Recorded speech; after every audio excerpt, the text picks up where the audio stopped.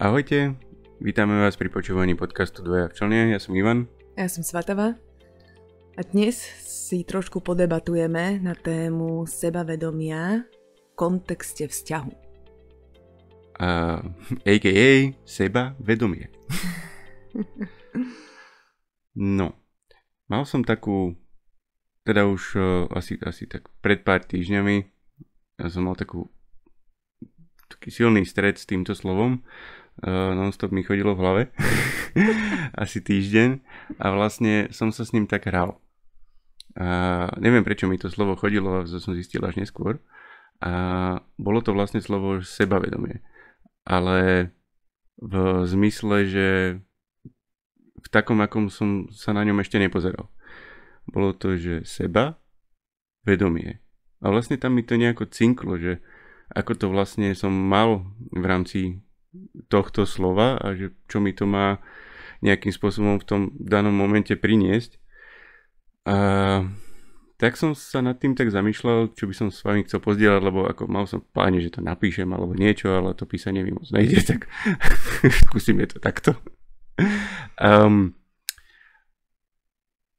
V mojom svete vlastne to sebavedomie nikdy nebolo predtým.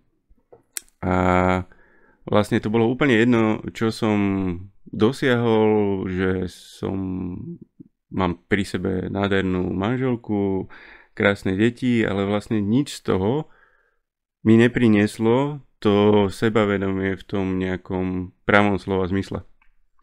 A to sa potom teda prenášalo samozrejme aj do všetkých iných rovín, ako je vlastne tá moja osobná, takisto tá vzťahová, takisto tá pracovná. Takže keď som sa hral s týmto slovom, aby som sa vrátil k tej téme, tak vlastne asi prvýkrát som pocitil to sebavedomie, alebo to uvedomenie si toho sebavedomia, že vlastne že to bolo úplne jedno, že čo vlastne dosiahnem, že nemal som ho a až keď som vlastne si bol vedomý sám seba, tak som si ho vedel naplno dovoliť a vlastne bolo to z inej roviny. Neviem to úplne takto vysvetliť, ale k tomu sa možno, že ešte dostaneme v priebehu toho, ako budeme o tom rozprávať. Aj to slovo je aj v angličtine vlastne rovnaké a vlastne vychádza z tej podstaty, že vedomý si byť samého seba a potom môžeš byť sebavedomý. A u mňa to bolo v tom období, kedy mi to teda išlo hlavou, tak ja som facilitujem mužskú skupinu a na tej mužskej skupine sme mali akurát tému, ktorá mala ísť a bolo to popieranie. A vlastne už dlhšie obdobie, asi rok, som proste neriešil nejako strach alebo niečo. Ale už vlastne ja už som bol v tom momente nejakom popieraní toho, že ten strach tam je. A vlastne tým, že som si to priznal, že som si bol vedomý toho, že mám strach, preto mi vlastne pomohlo toto slovo, tak vlastne som ho dokázal nejakým spôsobom vyriešiť, lebo som si ho priznal. A tak to väčšinou aj býva. Ako náhle si niečo priznáme a prestaneme proti tomu bojovať, tak odrazu sa to nejako samé vykryštalizuje, ukáže. Na margo ešte tohto sebavedomia, tak keď si tak uvedomujem spätne, tak ty si vlastne prišiel do vzťahu s nízkym sebavedomím. Áno. A rovnako aj ja som prišla do vzťahu s nízkym sebavedomím. No ja nechápem, jak som za tebou vyšiel s tým mojím nízkym sebavedomím, ako v pohode. Tak to bolo asi mimo teba. Asi áno. Telo išlo. A no, aj na margo toho ešte, čo som rozprávala naposledy, že tá potreba nás žien oprieť sa o mužov, že vlastne nešlo to v našom vzťahu, to nefungovalo, pretože ty si nemal sebavedomie, lebo že si nebol tá opora a zároveň ani ja som ho vlastne nemala, keď som mala potrebu sa o teba oprieť. Áno. A možno ešte keď sa viac pozrieme na to, že čo vlastne znamená sebavedomie, čiže uvedomenie si seba, znamená hlavne uvedomenie si emócií v prvom rade, a teda potom aj myšlienok, však myšlienok to všetko ide. Ale v prvom rade emócií A v podstate to veľmi úzko súvisí s prevzatím a so zodpovednosťou, čiže s prevzatím zodpovednosti za svoje vlastné emócie. Čiže my keď sme zažívali aj rôzne situácie s Ivom, kedy on nesplňal teda moje očakávanie, napríklad keď prišiel domov, bol unavený, ja som mala toho veľa, byt vyzeral ako po výbuchu a on teda bol unavený, tak ja som vlastne jeho vinila u seba, že môže za to, ako sa ja cítim. Ale postupne, ako som sa ja samu seba spoznávala, teda hlavne vďaka môjmu synovi, ktorý tam som naozaj potrebovala ísť hlboko do seba a neviniť jeho malé bábätko za to, ako sa cítim, tak potom vlastne to sebavedomie nejak samé prišlo, lebo keď si my vieme uvedomiť samých seba v situácii, v kontexte, v hádke, čomkoľvek, že ja sa nejako cítim, tak tým pádom vlastne získavam sebavedomie. No, ešte by som k tomu niečo dodal, lebo vlastne áno, naznačila si to veľmi pekne, ale tá hlavná podstata toho, čo mi vlastne došlo, keď som sa teda hral s tým slovom stále dokola a nevedel som prečo, tak bola tá, že toto sebavedomie, v preklade sebavedomie, že vlastne nám dovoluje nám to, že vlastne sa môžeme vedome rozhodnúť, že čo spravíme. A to je vlastne podstata toho, že teda ja cítim, že som nie v komforte, alebo proste, že mám nejakú silnú emóciu, ale vlastne nedovolím tým spúšťačom reagovať automaticky, ktoré vlastne prinesú nejakú zase reakciu, ktorá nemusí byť asi úplne tá, ktorú by sme chceli. A vlastne takto si vlastne s tým sebavedomím viem uregulovať to, že ako budem vlastne v tej danej chvíli reagovať. A to je vlastne aj princíp toho, vlastne, čo sa nám nejakým spôsobom tak mimovoľne podarilo, že vlastne to, že ty prinesieš nejakú emóciu, nemá nič spoločné so mnou a že to je vlastne tvoje a že ja si môžem, to je to krásne slovo, s ktorým som sa stretával teraz dávnejšie, teda pravidelne, že dovoliť si nereagovať vlastne na emóciu toho druhého človeka, že to vlastne nie je to o mne, že asi to vlastne nie je o mne a že keď ja tam neprinesiem ten ďalší oheň, tak vlastne ja jej tej emócii dovolím odznieť. Ja mám krásny príklad toho, som spomínal, nie síce túto, ale spomínal som to s chalanmi, že mi to tak strašne zostalo v hlave, lebo boli sme na jednom festivale aj s deťmi a že tam máme stanovať a že si tam máme hoci kde postaviť stan, tam bolo povedané. No tak sme došli tam a tak pozerám na to, že no to obrovský svah. Žiadne miesto. Žiadne miesto na stan a ako les a hora a kúkam, že no tak buď budem spať ako postojačky v tom stane, alebo že čo, lebo ten stan bol veľký, lebo sme išli s deťmi na 2 dní, tak sme proste mali veľký stan a tak ďalej a ja som zostal v strašnom takej emócii silnej, takej nasranosti, ale veľmi silnej nasranosti a vlastne ja som tak mal na pozadí, že teda ja som teraz nervózny a teraz to vlastne celé bude na hovno, lebo proste budeš nervózna aj ty. A ja som tam tak pobehol a radšej som išiel teda od vás preč a išiel som si hľadať teda to miesto, že kde budem v tej svojej násranosti, že teda stačí, že toto mi nepomáha. Som vedomý si toho, že som nasraný, neviem čo s tým mám úplne urobiť, tak dobre, pretavím tú energiu do toho, že budem teda kreatívny a idem proste to miesto nájsť a ho nájdem. Tak som proste nejaké miesto našiel, vyčistil som ho. Ale furt som bol v tej emócii, ty si sa potom pridala a začala si mi pomáhať stavať stan, ale absolútne bez ničoho. A ja furt, že a kedy to príde? Kedy ma naštartuje? Kedy bude ten spúšťač? Kedy do toho prileje ten olej? A nič z toho sa vlastne nestalo. A ja vlastne som bol stále v tej svojej emócii, presmeroval som tú energiu do toho, že som teda staval ten stan a vlastne ono to odznelo. A ty si vlastne do toho nič nepriliala, takže z toho nevznikol žiadny konflikt. A pre mňa z toho vznikol proste obrovská úlava, že áno, mohol som si dovoliť byť nervózny a vlastne nikto ma za to neodsúdil. To je vlastne princíp aj tých mužských kruhov, že vlastne môžeme si tam dovoliť priniesť čokoľvek a vlastne sme tam v bezpečnom prostredí a vlastne dostaneme skôr podporu ako žiadnu nejakú odsúdenie a hodnotenie. Takže toto bol taký krásny príklad toho, že teda vstúpil som do nejakej emócie, bol som si vedomý toho, že ju mám, očakával som, že teda ty mi tam teda prinesieš ešte tú ďalšiu a ja už potom budem ešte viacej naštartovaný, ale vlastne nič sa z toho nestalo a to bolo to krásne, že to dovolenie si nereagovať a takisto teda ja tiež sa učím to, aby som proste si dovolil nereagovať tak nejako impulzívne, že si to tiež podržať, že a či to vôbec treba. A keď si to podržíme, väčšinou zistíme, že to vlastne netreba. Hej.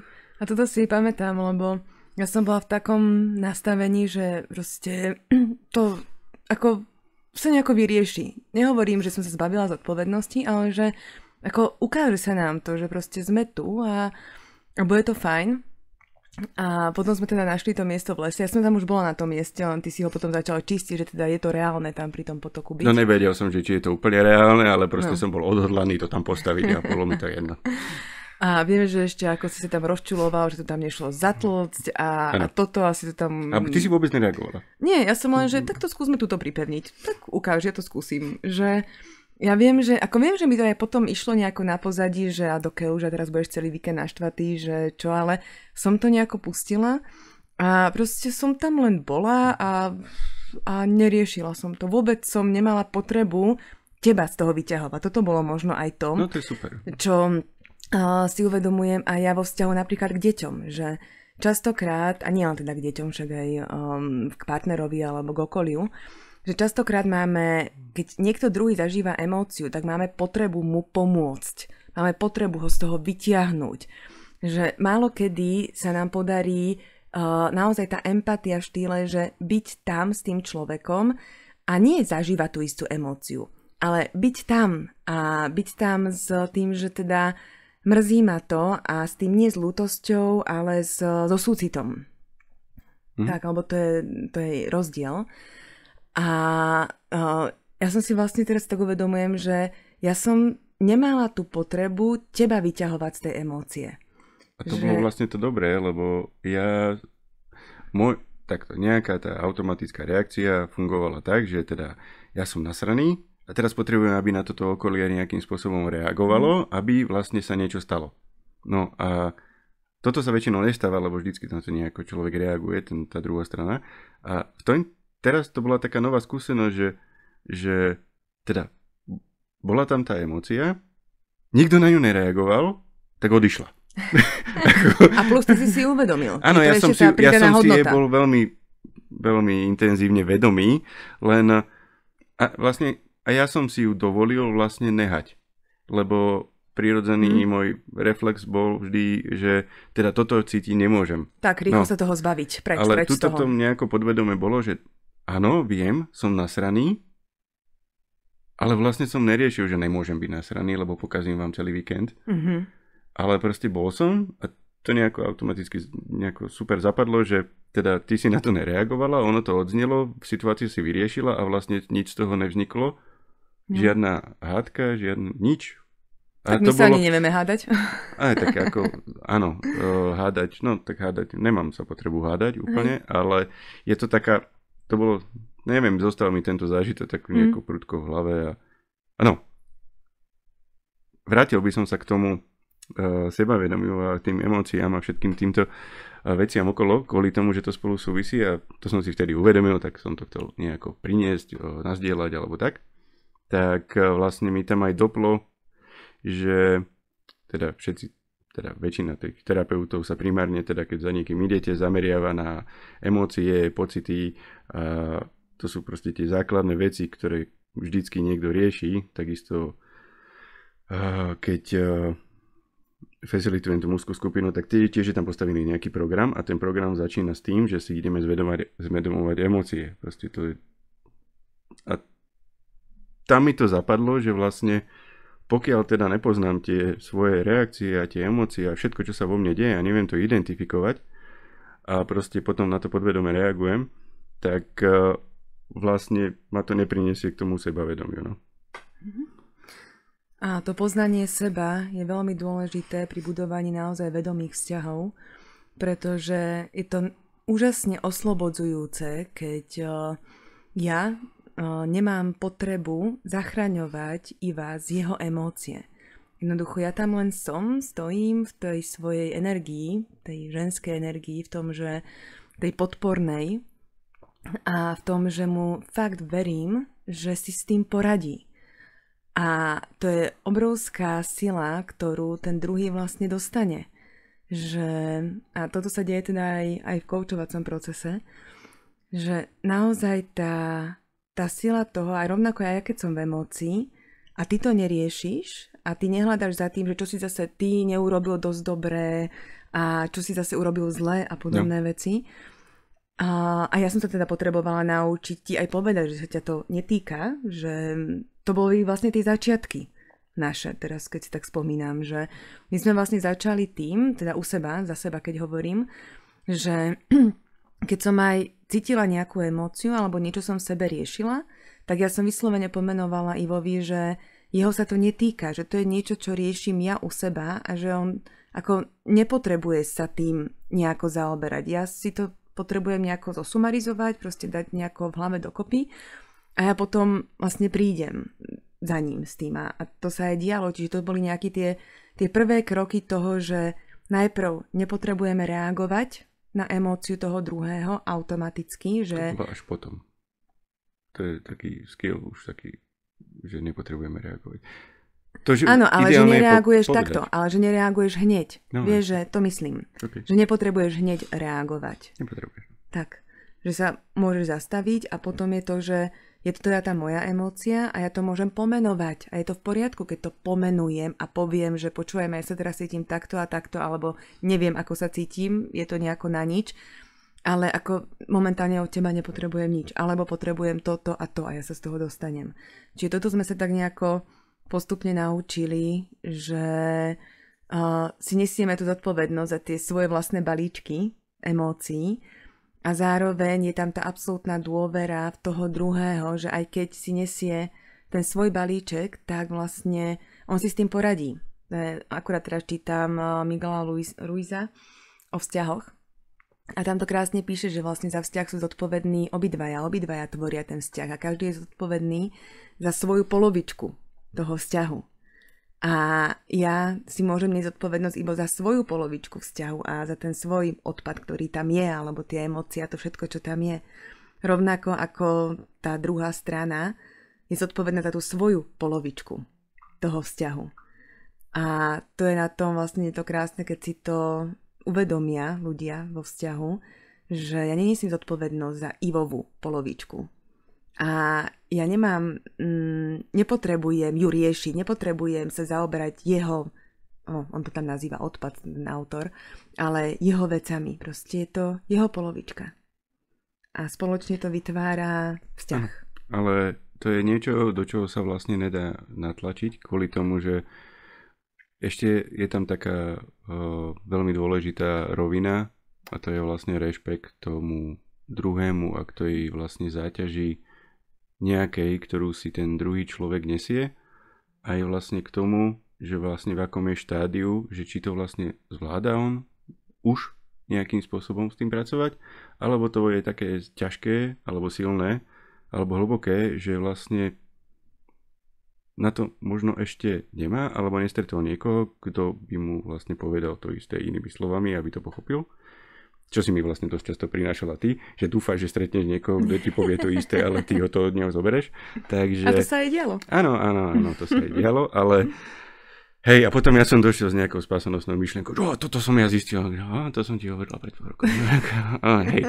No, takže vlastne taký ten rešpekt voči tej druhej strane, že teda každý si nesieme nejaký ten svoj balíček, niektorí ho máme oveľa ťažší, niektorí ho máme ľahší, ale vlastne je to, ako by som to nazval, že nie je to na odsúdenie, je to proste Ani na záchranu. Ani na záchranu, ani na odsúdenie, ale proste uznanie. Tak a priznanie toho, aké to je. Že proste tej reality, to, že je to takto, že sa nepotrebujeme na nič hrať, však ako sme už dlho spolu. A sme dospeli. A sme dospeli. A ono možno sa občas vo vzťahoch stáva aj to, že si poviete, že však ale ten druhý nemá záujem. Že ja teda niečo robím, ja sa starám o seba, ja neviem čo a ten druhý nejde to istou cestou a ten druhý to nerieši tak ako ja. A my sme si týmto vlastne prešli, podobným teda ja. A tam vás len chcem pozbudiť k tomu, že ako vy viete, prečo ste s tým človekom. Viete, prečo ste sa do ňoho zalúbili, viete, prečo s ním ste. A to, že sa začnete pozerať sami do seba a spoznávať samých seba, je absolútne prvý krok. Lebo to, čo sme aj hovorili, ten druhý v tom vzťahu nepotrebuje zachrániť, nepotrebuje ani odsudzovať. Proste on vám len nastavuje akési zrkadlo a je váš krásny učiteľ v tom, aby ste sa vy lepšie spoznali a prišiel vám do života, aby vás niečo naučil.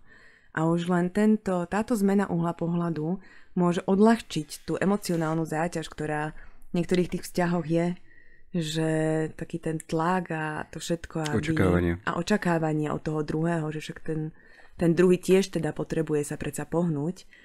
A my sme sa v podstate inšpirovali navzájom. Ja, keď som spoznávala samú seba, tak už len tým, že začnete od seba, tak je to možno klíše, počujete to odšadiaľ. Ale je to tak, že my sme začali každý z nás od seba. A v tom procese sme dôverovali tomu druhému, že tiež si nájde tú svoju cestu, ktorú potrebuje. A to sa aj stalo. Hej. By sme to mohli tak nejako zaobaliť a ukončiť s tým, že teda prvotná myšlienka tohto podcastu bola sebavedomie. Takže vlastne veľmi úzko to súvisí s tým, ako sme si sami seba vedomí a vlastne dáva zmysel, keď teda niekto hľadá, aspoň v mojom svete to tak bolo, že kto hľadá vlastne to sebavedomie a vie o tom, že ho teda nemá, aj keď možno ho má, tak vlastne jedna z tých ciest, ako k tomu dospieť, ja nechcem hovoriť, že jediná, ale pre mňa to bola vlastne jediná naozajstná cesta, tak bola skrz seba a vlastne skrz nejakú skupinu ľudí, ktorí mi vlastne umožnili vytvoriť priestor, aby som sa tam vlastne vedel pozrieť. Lebo niekedy je to ťažké sa tam pozrieť a tá podpora je veľmi dôležitá a takisto ten priestor, v ktorom sa to deje. Takže dá sa to a nie sú to bláboli, čo rozprávajú psychológovia, psychiatri a všetko proste idú cez emócie a vedia veľmi dobre prečo, lebo to je vlastne tá cesta spoznávania samého seba vedie k tým ďalším vlastne levelom, ktoré v živote chcete dosiahnuť a ono skrátky moc neexistujú. Tak to som presne chcela povedať, že neexistujú skrátky, ani to nikto za vás nevyrieši. Presne tak. Ja by som ešte dodala nakoniec, že jedna vec je hľadať tie cesty, ako z toho von. Druhá vec je uvedomiť si a nepadnúť do takého krečieho cyklu, ako škrečok, že stále len hľadám ako a čo ešte mám urobiť, to hovorím ako za seba, že čo ešte mám urobiť, čo ešte mám zlepšiť, čo ešte viac sa snažiť. Ale tieto otázky prídu. To je automat, to je samozrejme. Prídu, ale tam som si ja teda uvedomila, že dôležité je si najprv uvedomiť a priznať to, aké to je. A ja teda nemám rada slovné spojenie až keď tak potom, ale v tejto súvislosti to je asi jediné, kedy to tak naozaj verím tomu, že to funguje. Že naozaj až keď si uvedomíme, že napríklad nemáme sebavedomie, že máme strach, že nám to ovplyvňuje vzťah. Tak. Alebo inú životnú rovinu. Takže čokoľvek my vlastne v sebe cítime, tak, že je to tak. V poriadku. A je to tak v poriadku. A až vtedy sa môžeme pohnúť ďalej. Ale to nie je, že zase tlakom a idem a rýchlo. Ale že potom nám odrazu tá cesta príde. Hej. Ja by som ťa v tejto chvíli možno aj zastavil, lebo toto je tak široká téma, že vlastne to by chcelo vlastný priestor a je to dobrý námed na ďalšiu nejakú tému, takže určite to ešte prinesieme, ale tam hlavná myšlienka, že to, ako to je v poriadku, tak to si kľudne odneste a môžeme to, asi to určite rozvedieme neskôr, lebo fakt je to nadlho. Tak, takže sebavedomie sme to nejako rozviedli, skrátke, sme aspoň načali túto tému, tak ja verím, že tí, čo počúvajú, tak možno, že vám to niečo dalo a že ste si z toho niečo odniesli a ja vás pozývam k tomu, aby ste namiesto nejakého tlaku na seba a hľadania riešení, aby ste len pozorovali, čo sa vo vás deje. Naozaj ten prvý krok len pozorovania. A boli na seba láskaví. Tak, presne. Lebo bez toho to je strašne ťažké. A to máme ďalšiu tému rovno. Áno. Dobre, našli sme si, neviem prečo som mal obrovskú potrebu toto natočiť, ale aspoň máme ďalšie dve témy a možno to niekomu malo pomôcť. Takže ďakujeme. Tak, ďakujeme a tešíme sa na vás na budúce. A keď máte akékoľvek pripomienky, otázky, tak nám kľudne píšte a my potom môžeme v nejakom podcaste priniesť aj vaše otázky a povedať nám ten náš uhol pohľadu alebo to, ako sme sa my s takým niečím popasovali. Hej, dúfam, že nás Karel Tuma nebude žalovať za ja to, uhel že pohľadu. iný uhel pohľadu. Je to ale veľmi špecifická vec. Hej, a mám ho rád. No. Tak on mi to odpustí. Dobre, tak ahojte.